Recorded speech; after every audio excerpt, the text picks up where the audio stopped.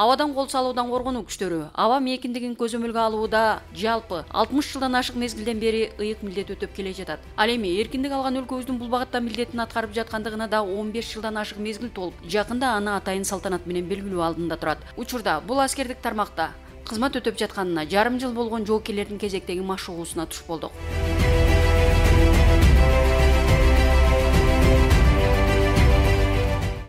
Бою.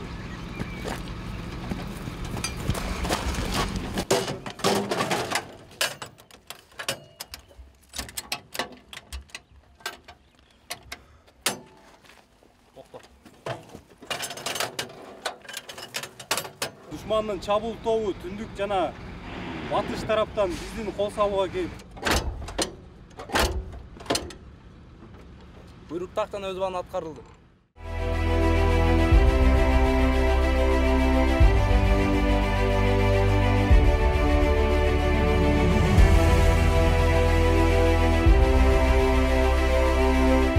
Абадан дагы, жерде дагы согуша турган курал. Бул асмандан жапыз учкан душмандын учактарын жок кылат. Жана дагы жерде дагы танка ушул сыяктуу душмандын күчтөрүн жок кылууга дайындалган. Бул жөнүндө айта кетсек, бул зениттик орнотмо 3 бөлүктөн турат. Автоматтык мээлөөсү, дагы орун алмашуучу аппарат. Дагы бул бир эмесине дүкөнүнө бир патронуна 50 ок батат. Октун калибри 23 болот. 2 ствольный. Бир убакта 2 ок атат. Мисалы ок кечке атылганда стол кызып эрип кетиши мүмкүн. Ошого тез алмаштырып турган күчтүү балдар талап кылынат. Анда бул салмагы да оор. Автоматтын бир өзү 45 килограммдан жогору болот. 2 автомат бир 90-100 килограмм болуп калат.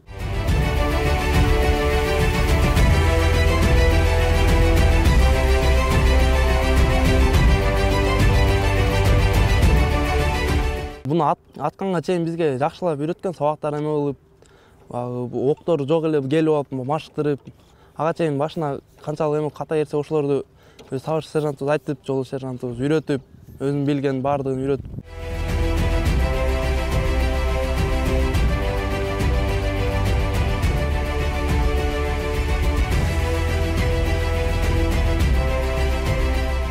Хантемир Апышев 10 жылга жакын мезгилден бери аталган аскер бөлүктө кызмат өтөдү. Өзүнүн дасыккан аскер тажрыйбасын жоокерлерге жеткиликтүү бөлүшүү менен ийгиликтерди арттырып келет.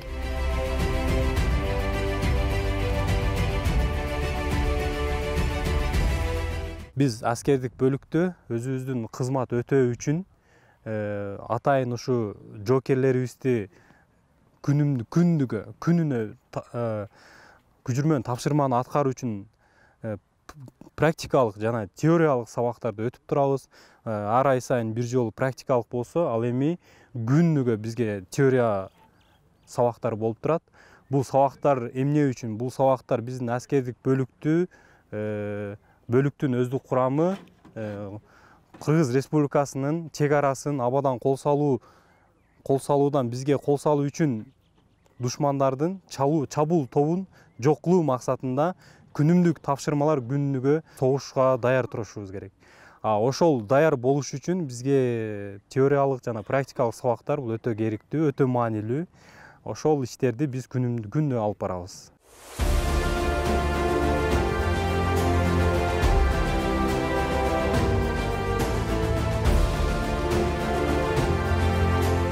Биздин Кыргыз армиясынын жоокерлери менен сыймыктансак болот. Буларга биз теориялык, практикалык сабактарда өтөөдө эч нерседен кыйналбайт булар.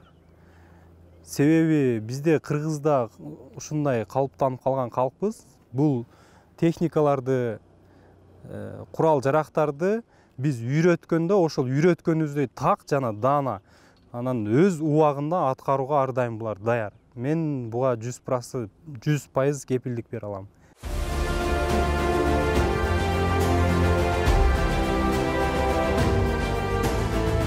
Абадан кол салуудан коргонуу күчтөрү ушул жылдын башында жаңы техникалар менен толукталгандыгы коомчулукка маалым. Аталган тармактын кызматкерлери жаңы техникаларды кесипкөйлүк менен колдонууда атайын окуу курсунан да өтүп келишкен.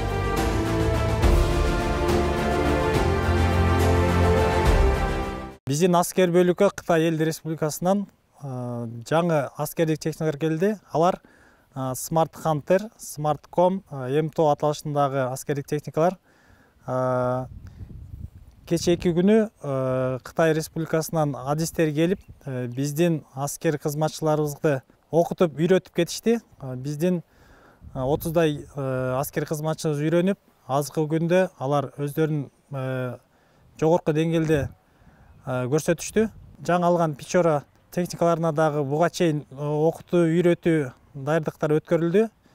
Бүт бары жакшы. Азыркы учурда ошол аскер кызматчыларыбыз көчүрмөн нөөмөттө кызматтарын өтөшүүдө.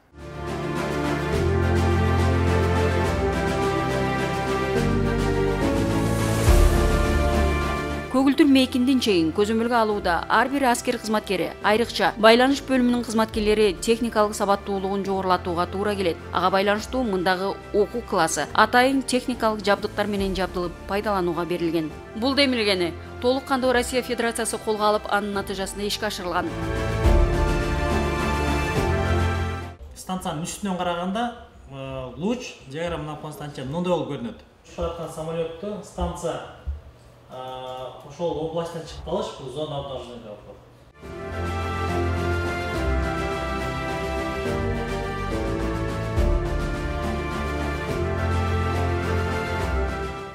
Жаңы келген жаш өкүлдөрдү техникаларды иштеш алдын сөзсүз түрдө 1 айлык адистик даярдык боюнча сабактар өтүлөт. Өтүлгөн сабактарды практикалык негизде бекитүү үчүн ушунга окшогон машыктыруучу класстарда өздөрүн үйрөнгөн алган билимдерин текшерип зачет экзамендер тапшырышат. Ошол максатында ушундай машыктыруучу класстар экөө, бири П-18 радиолокациялык станциясы Советтер Союзунун маалында чыгарылган техникага, экинчиси бул жаңы модернизация болгон П-18 радиолокациялык станциясынын класстагы варианттары.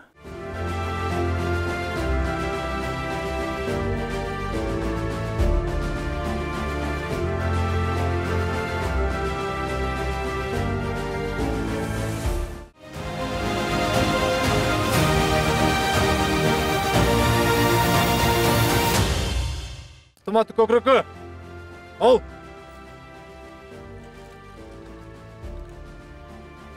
Эркин туруңдун.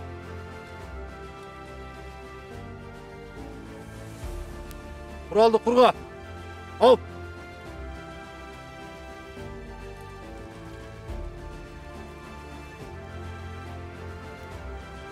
Куралды артка. Ал. Эркин туруңдун.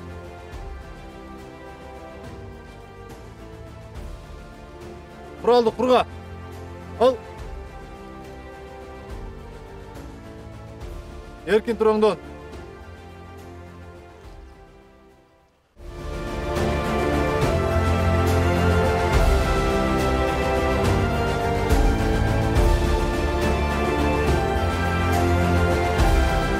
Ата-эненин кадыр баркын, бир туугандардын кадыр баркын, достун кадыр баркын, жөнөкөй эле эркиндиктин кадыр баркын.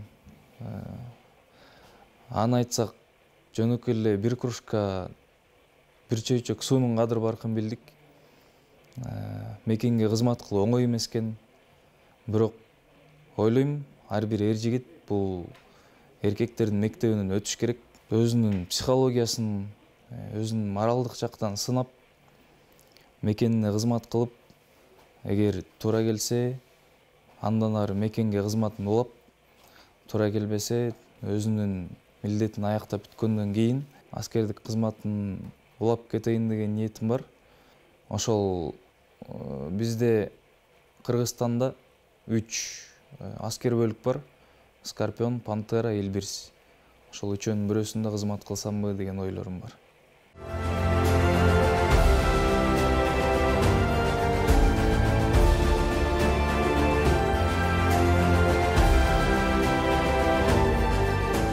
Biz өзү асмандан мурда учкан самолеттор жерден карасак азыр аларды асмандан эме көзөмөлдөйбүз.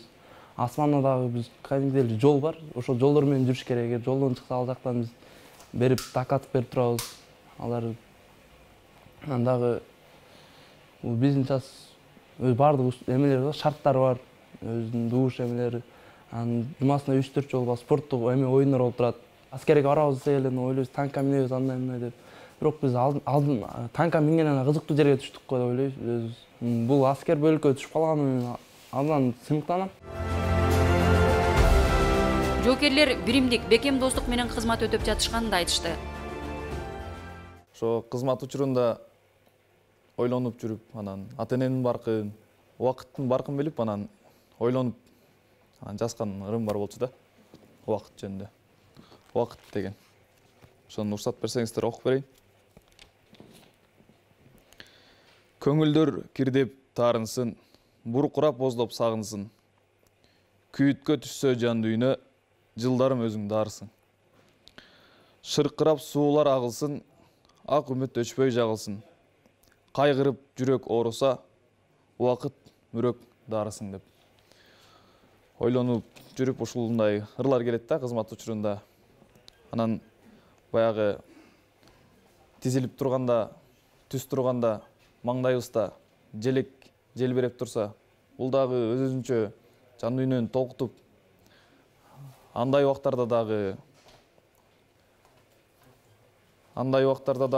мындай желек жөнүндө ыржаскың келип, ойлонуп ошол жерде туруп, анан бир куплеттер ойлонуп койдум эле да, жазып койдум эле. Аны дагы уруксат берсеңиздер окуп берейин.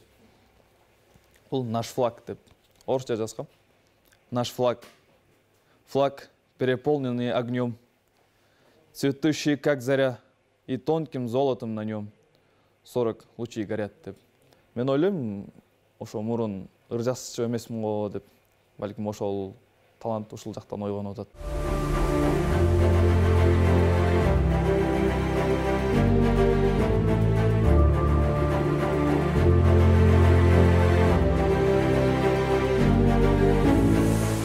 Аскер кызматчылары кандай жүрүш керек, өзүстү кандай алыш керек. Бул жерде дагы өзүнүн секретный нерселерибиз бар. Көп нерсени сыртка чыгарып айтып бербеш керек. Сырдуу, мындайча айтканда көп нерсени түшүндүк десек болот. Бул жакка 7 областтан келген жоокерлер бар. Ошондой эле башка улуттардан дагы келген жоокерлер бар.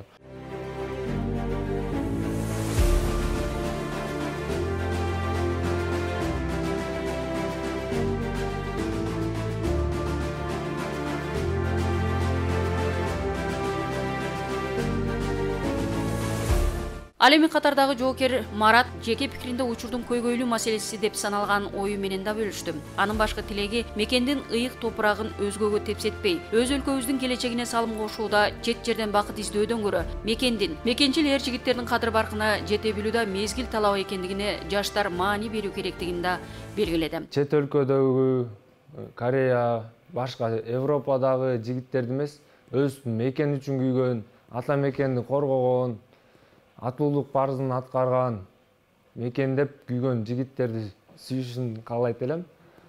Аларга татыктуу болуп, биздин жигиттер дагы мекен үчүн күйүп, эр жүрөк болуп, патриот болуп,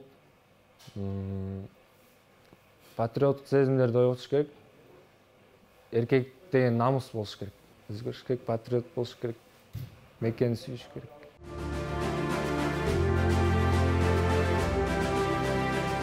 Буга чейин маалымдалгандай, аскер бөлүк жакында түзүлгөн күнүн атайын салтанат менен белгилөөгө даярдык көрүүдө. 60 жылдан ашык мезгил барагын басып өткөн абадан кол салуудан коргоо багытында күжүрмөн аскер даярдыктары жыл санап алга жылууда.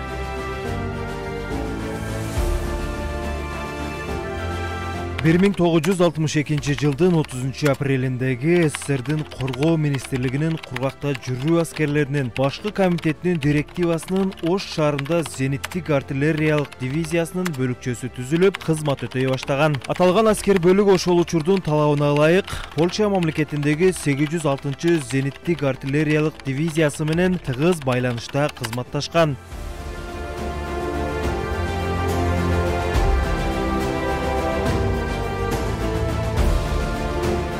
1990 жылдын 2-сентябрындагы Түркистандын аскер округдук штабынын буйругуна ылайык аскер бөлүгү кайрадан түзүлгөн. Ал эми 1999 жылдын 1-апрелинен тартып курал жана техникаларды сактоо базасынын штаты менен биргеликте 3-чү зениттик артиллериялык бригадасы уюштурулган.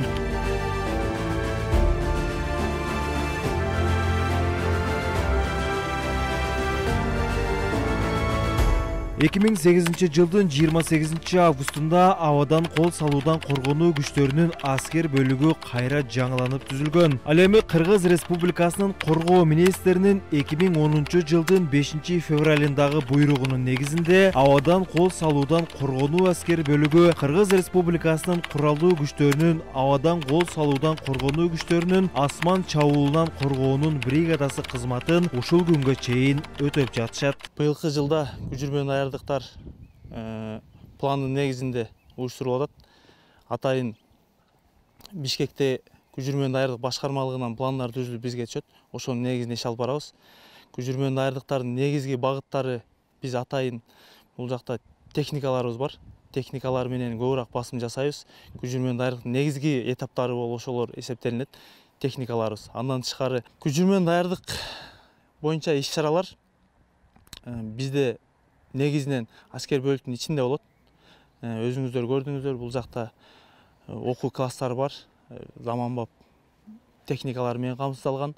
Техникалардын ичинде болгон үчүн класстарда жайгашкан бардык окуу баскычтарыбыз. Талаа машыгуулар өткөрүлөт, жерлерде уюштурулат. Өздүк курам менен тарбия иштери жаатында дагы кошумча иш-чаралар уюштурулуп турат.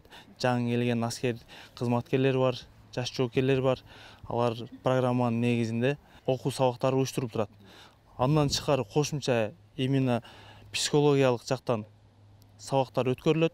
Аларга атайын окуу жайды бүтүп келген аскер кызматчыларыбыз бар. Ошолор сабак өтүп, тестирлөөлөр болуп турат, тестирлөөлөрдөн өтүп турат.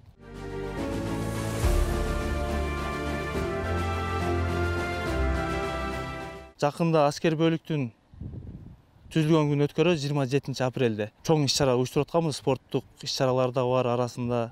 Өзүбүздөн буга чейин бул аскер бөлүк негизинен СССР убагынан бери түзүлгөн. Жалпысынан 61 жыл болду жалпы тарыхына.